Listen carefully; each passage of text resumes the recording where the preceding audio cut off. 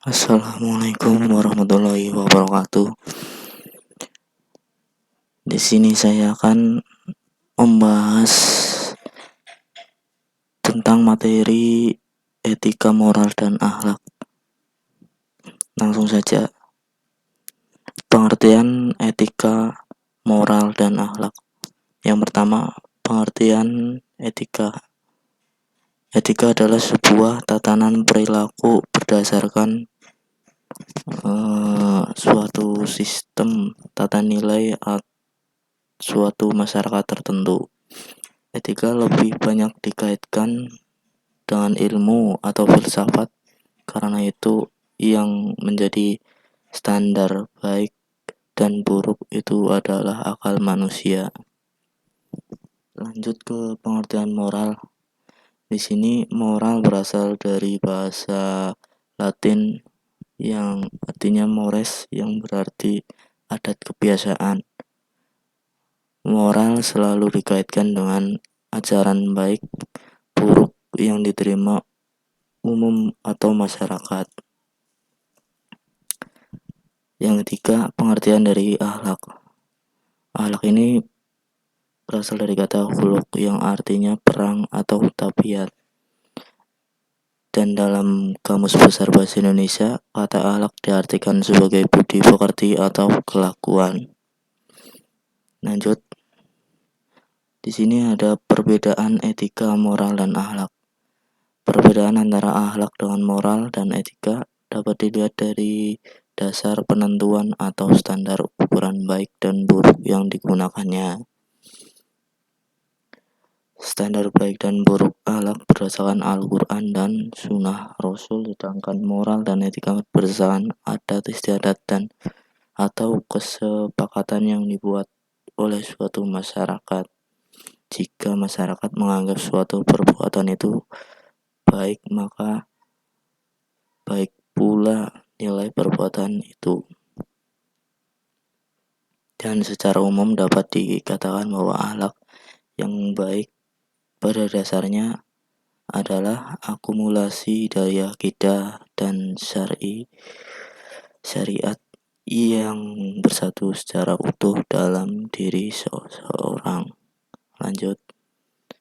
Di sini akhlak kepada Allah Subhanahu wa taala. Di sini ada beberapa bentuk akhlak terhadap Allah Subhanahu wa taala, di antaranya yang pertama, menaati segala perintahnya.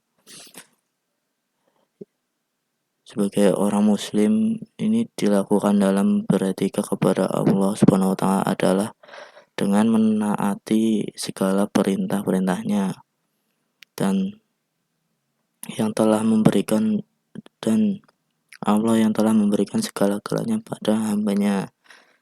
Yang kedua, beribadah kepada Allah, melaksanakan perintah Allah untuk menyembahnya sesuai dengan perintah-perintahnya. Seorang muslim beribadah membuktikan ketundukan terhadap perintahnya. Lanjut. Jika berzikir kepada Allah, ini untuk mengingat Allah dalam berbagai kondisi. Yang keempat, berdoa kepada Allah, memohon apa saja kepada Allah. Yang kelima, tawakal. Tawakal yaitu berserah diri sepenuhnya kepada Allah dan menunggu hasil kerja atau menunggu dari suatu keadaan. Yang keenam, tawadu untuk Allah, yaitu hati yang rendah di hadapan Allah. Lanjut. Ridho terhadap ketentuan Allah Subhanahu wa taala.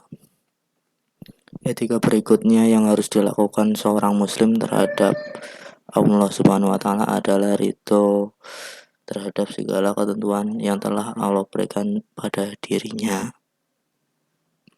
Lanjut. Yang selanjutnya, akhlak kepada Rasulullah Shallallahu Alaihi Wasallam. Bentuk akhlaknya diantaranya menghidupkan sunnah. Dalam sebuah hadis, Rasulullah Shallallahu Alaihi Wasallam bersabda yang menerangkan bahwa kita sebagai umat muslim diperintahkan untuk menghidupkan sunnah-sunnah yang telah beliau wariskan. Yang berbunyi, barang siapa yang menghidupkan satu sunnah dari sunnah-sunnahku, kemudian diamalkan oleh manusia, maka dia akan mendapatkan pahala seperti pahala orang-orang yang mengamalkannya dengan tidak mengurangi pahala mereka sedikit pun. Hadis riwayat Ibnu Majah. Yang selanjutnya taat. Sini, hai orang-orang beriman, taatilah Allah dan taatilah Rasulnya dan ulil amri di antara kamu. Kemudian jika kamu berlainan pendapat tentang suatu, maka kembalikanlah hal itu kepada Allah dan Rasulnya. Jika kamu benar-benar beriman kepada Allah dan hari akhir, yang demikian itu lebih utama dan lebih baik akibatnya. Selanjutnya selalu bersolawat. Di sini ada 3 perkara yang timbangannya tidak lebih berat daripada selembar sayap, yaitu sholat yang tidak disertai dengan tunduk atau khusyuk. Yang kedua, zikir dengan tidak sadar. Allah SWT tidak akan menerima amal yang hatinya tidak sadar. Yang ketiga, membaca sholawat untuk Nabi Muhammad SAW tidak disertai dengan niat dan rasa hormat. Selanjutnya, mencintai keluarga Nabi. Lanjut, akhlak kepada manusia. Di sini akhlak kepada manusia terdiri dari yang pertama, akhlak kepada diri sendiri.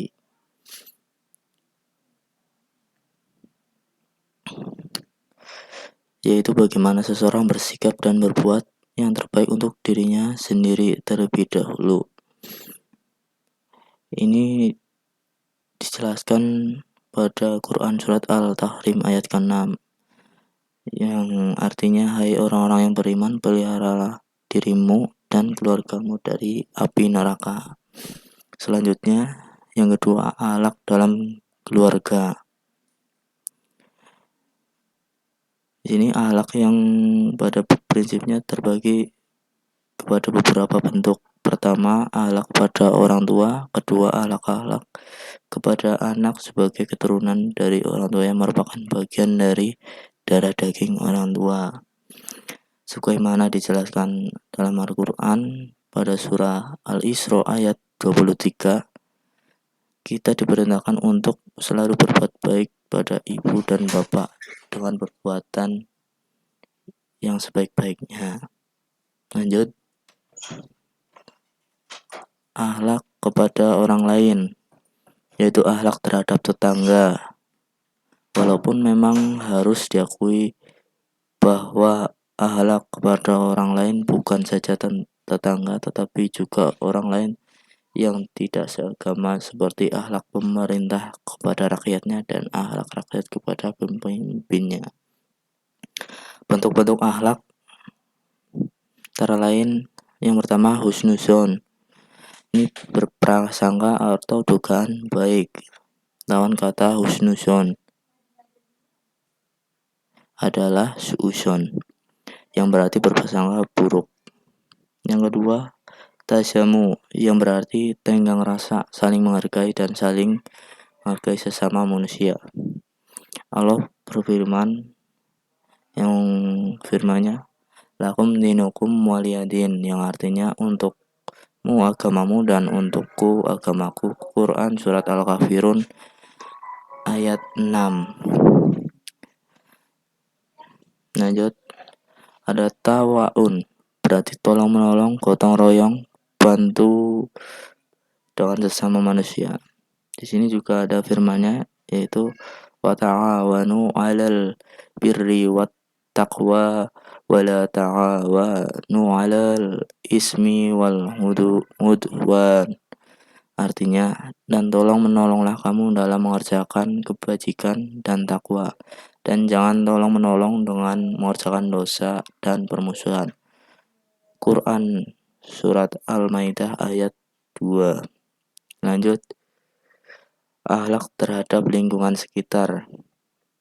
Di sini ada 10 poin. Yang pertama, larangan mengadakan kerusakan di muka bumi. Yang kedua, larangan merusak tanaman dan binatang. Yang ketiga, larangan mencemari air laut. Yang keempat, menjaga keamanan lingkungan. Yang kelima, menjaga kebersihan jasmani. Yang keenam, menjaga kebersihan seperti baju, rumah, dan masjid. Dan yang ketujuh, menjaga kebersihan jalan. Yang kedelapan, menjaga keindahan. Yang kesembilan, menjaga kesehatan. Dan yang kesepuluh, menyayangi binatang. Cukup sekian materi yang bisa saya sampaikan. Jika ada kesalahan, saya mohon maaf. Cukup sekian. Wassalamualaikum warahmatullahi wabarakatuh.